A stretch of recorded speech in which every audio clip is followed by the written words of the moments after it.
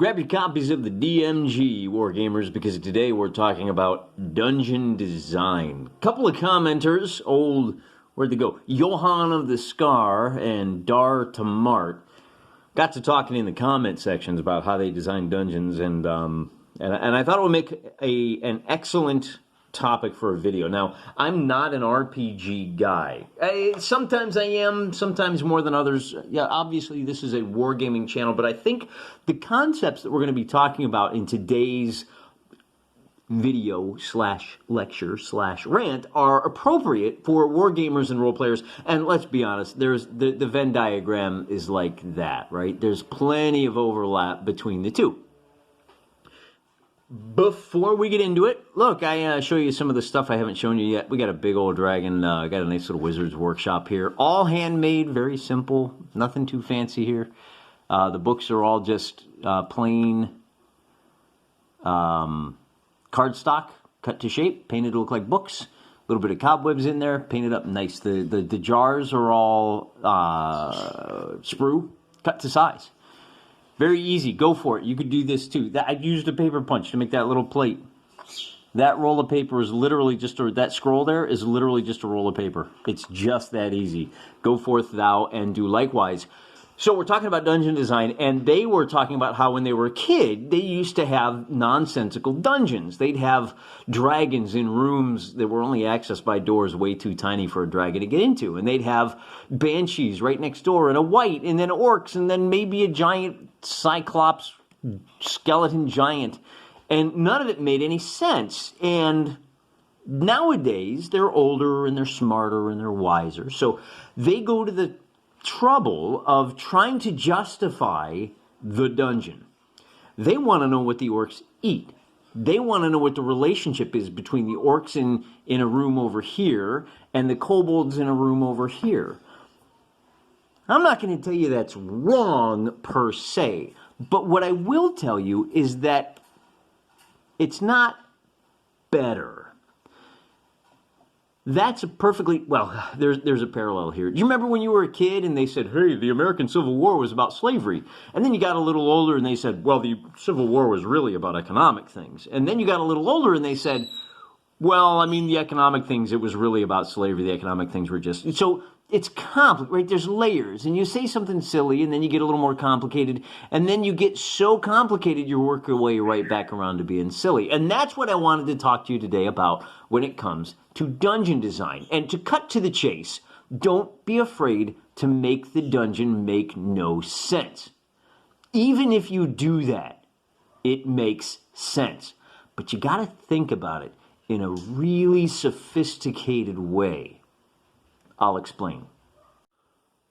Before I do, let me explain why this is so important. Now, understand that as we talk about the rational justification for why nonsensical dungeons make a lot of sense, I want to be explicit. You're smart guys. You already know this. You already understand the concept of subtext. When we talk about one thing, yeah, we're talking about that, but we might really be talking about something else. All right? There's going to be a lot of that going on today. We're going to be talking about good versus evil, right versus wrong, and in a way, law versus chaos. Whenever we talk, now because we're talking about fantasy dungeons, we're going to be talking about law or goodness versus law and order versus evil and chaos. What we do on the table echoes throughout our lives. Wargaming reveals character. We've all gamed with people that have no character, and they're not a lot of fun to game with. But it also builds character. The day-to-day process of playing a game and trying to get the rules as right as possible, trying to stick to the rules, trying to be a good sport, trying to think about the guy sitting across the table from you. He is your opponent, but not your enemy, right? There's a lot of things that we do in wargaming that are, they're patterns that we're trying to establish what we're doing. Well, we're trying to establish patterns here on the table where it doesn't make a whole lot of difference. So that when we leave the table and go out into the dungeons of our personal lives, we already have practice at resisting the temptation to take the shortcuts, to try to take the easy way out, to try to rig the game so that we always live, right? So when you're at your day job and you think, maybe I'll just change that number on the spreadsheet, or you think, you know what? It turns out shorting this stock was a really bad idea. What if we just change the rules so that the guys that are doing a short squeeze can't do that? I'm just making up a hypothetical example off the top of my head. We don't want to be the kind of people that take shortcuts, that believe that there should be rules for me and not for thee. Wargaming right will help us do right. So when we wargame, or roleplay as the case may be, we should always make an effort to be the good guys, to aim for the heroic, to aim for the good, the beautiful, and the true. There's a reason orcs are ugly. Lies are ugly, and ugliness takes us further away from the good, the beautiful, and the true. When we game, we should always be aspiring to that. And one of the ways we do that is by treating the dungeon as the archetypal underworld. What do I mean by that? Well, let me grab a piece of paper so I can kind of sketch this out for you, okay? Here we have the universe. Thundar the Barbarian always called out for the Lords of Light. This is where we live, on this plane right here, okay? This was given to us by the gods, or the god, if you prefer. Everything is in order. Everything is made for us. We're good. This up here is the source of all light. It's the sun, and you can spell that a couple of different ways, okay? We're always reaching for the light. It's warm, and it's holy, and it's cleansing, right? There's no disinfect. Sunlight is the best disinfectant. It breaks down disease and all of those little bits of chaos that are bad for us. Now, we go down. That's right. This is where heaven is, and to put it into the child's version, that's where the angels live, right? Because this is the holy place with the wings and the harps and the whole thing, right? Up is good. Down here is hell. And when we go down into a cave, we are going away from the light. You can put whatever trappings you want on this, but this is an archetype that's nearly universal. The Greeks, the Romans, right, they called it the underworld. And when we go down here, now in the physical universe, this is a place that's not healthy. There's no light. The healthy food doesn't grow down here. It gets cold, or it gets ridiculously hot. There's no easy source of water. It's always a constant temperature. You don't have the diurnal cycle, which we are made for. Or if you're a naturalist or a modernist, we evolved for it. Okay, whatever. God has given us this realm, and we reach for the heavens. When we go down here, we get closer to the hearting beat of chaos. And in most fantasy universes, down here is where the bad stuff dwells. When you delve too deep, you don't hit the Maiar, you hit the Balrog. Melkor. Now, Sauron built a tower, and his tower was a mockery of the Lords of Light, right? It was an inversion, and he was making fun of and corrupting this concept of aiming for the heights. Melkor, Sauron's boss, his fortress was a dungeon, and all the creepy crawlies were down there. When you go down into a dungeon, so if you look at a universe like Warhammer 40K, chaos is not friendly to life. And so when you go down, now if you look at the archetype, the Jungian concept of the hero cycle, there's a chapter where he goes down into the underworld in order to test himself.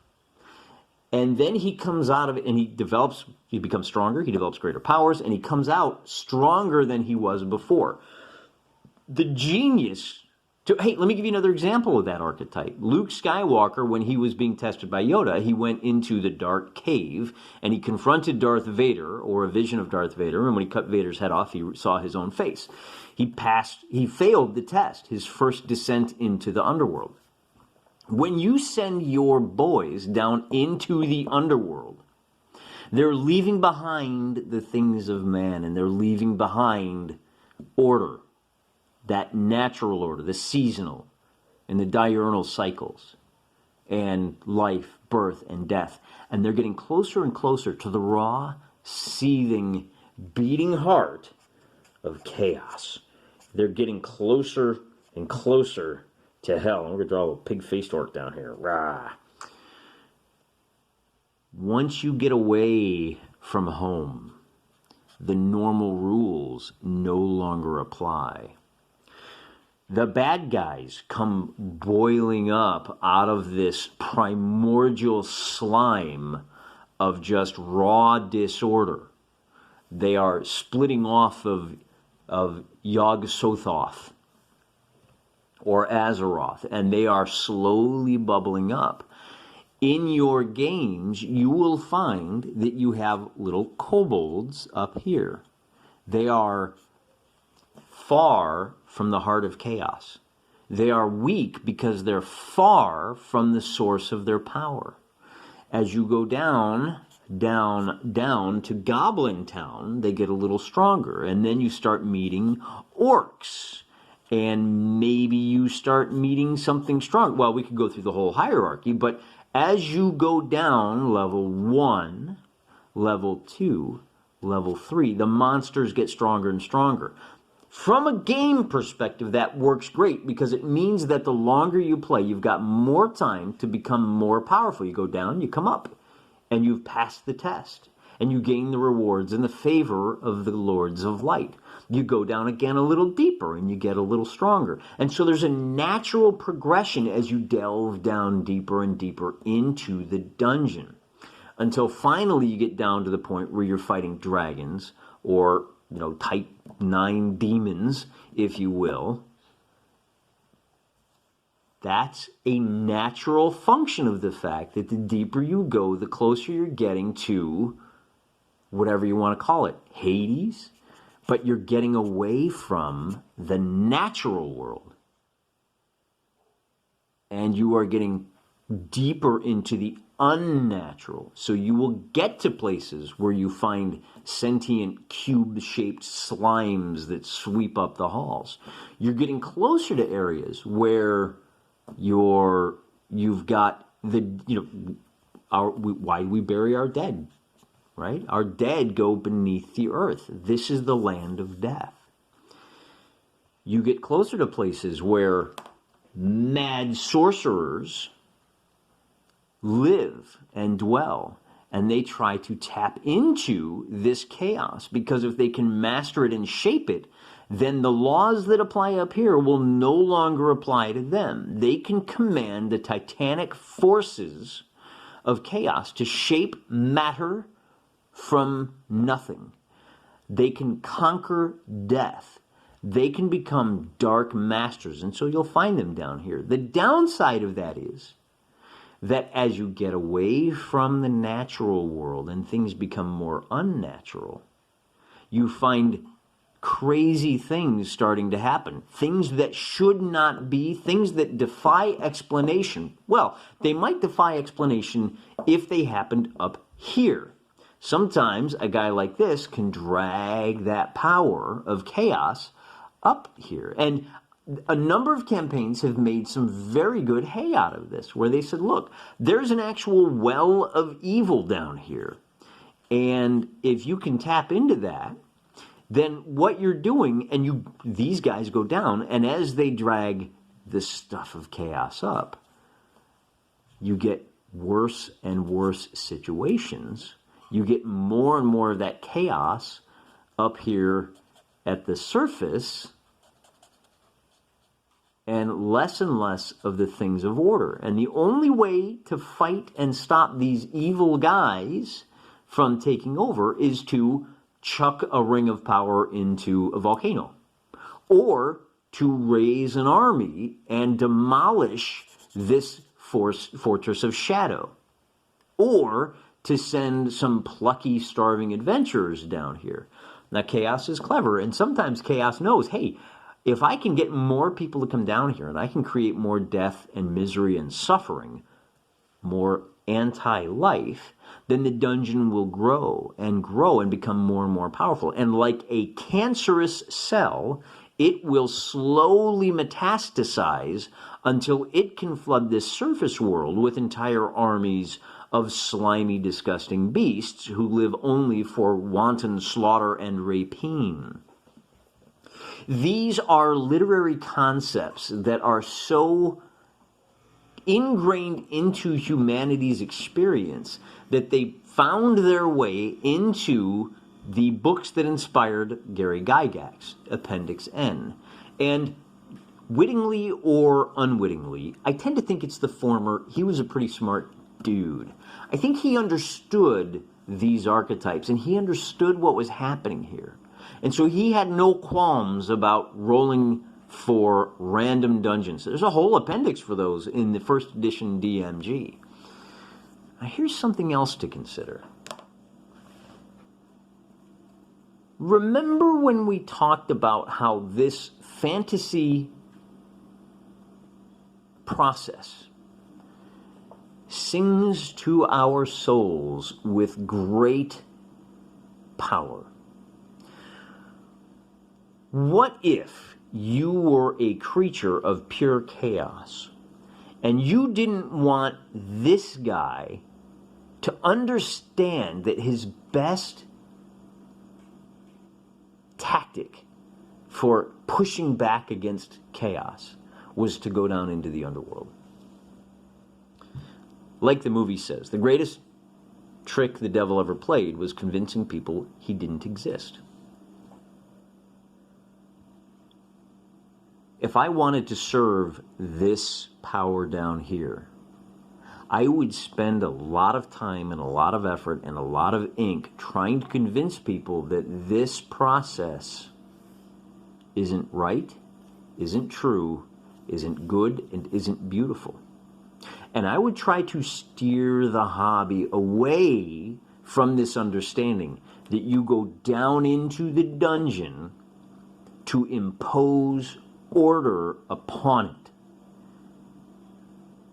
I would demand that all of this be a naturalistic process that follows the same rules as up here. If I wanted this to look more like this, then I would demand that this look more like this. Now we're getting into the realm of subtext. And now we're getting into the realm of go out and slay dragons in the game so that you're prepared to slay dragons in the world.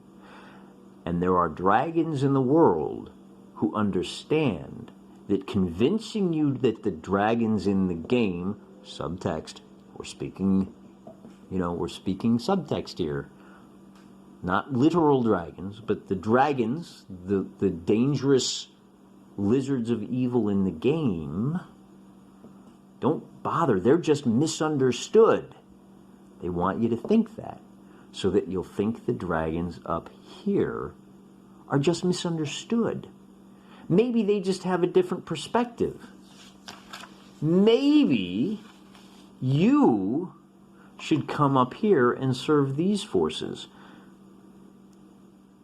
Don't listen to them. They're trying to train you away from this. They are inverting the natural order.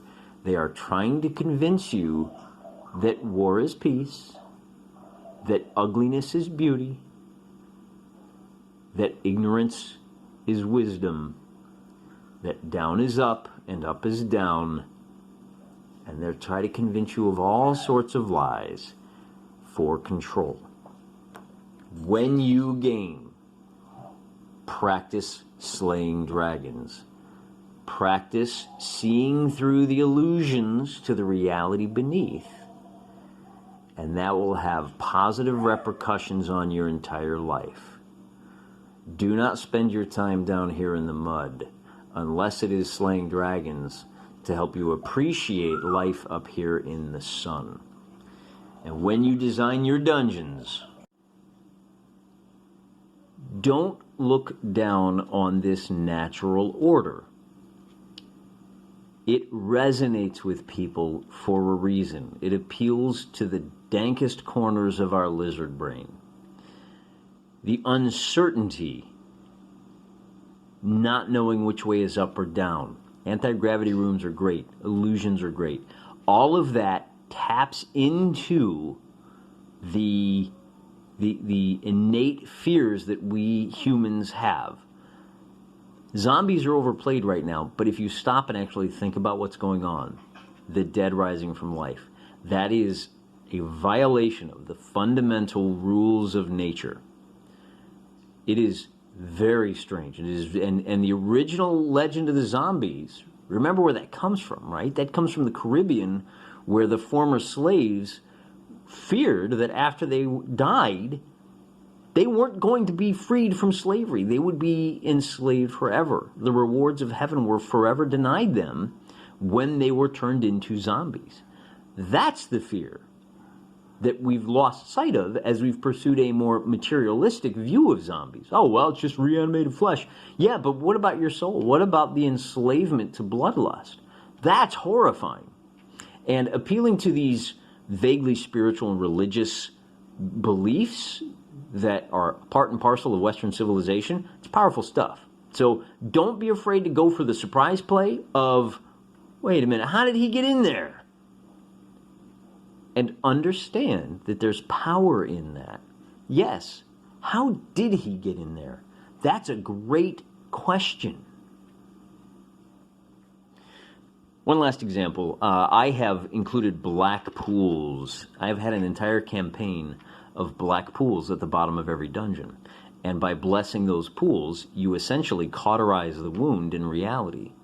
And when the players figured out that's what they had to do, then it became a campaign of literally lancing the boils that were dungeons on the butt of reality, so that these underworlds could start to close up and heal, and the overworld would also be healed. The fallen empire could be reborn anew now that it didn't have that cancerous substrate beneath it. As above, so below. At your table, so in your life.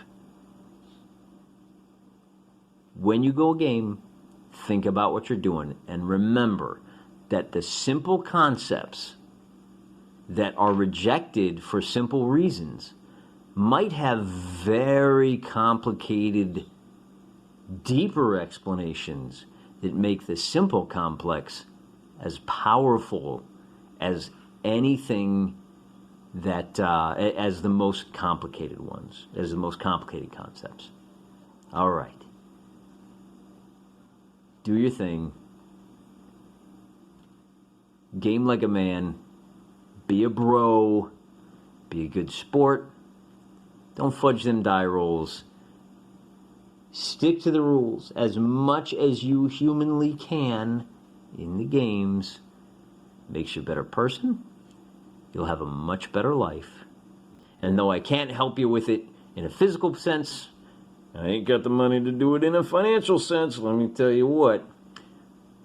At least I can fight for you in a spiritual sense. I do it all the time. Remember, I'm praying for you.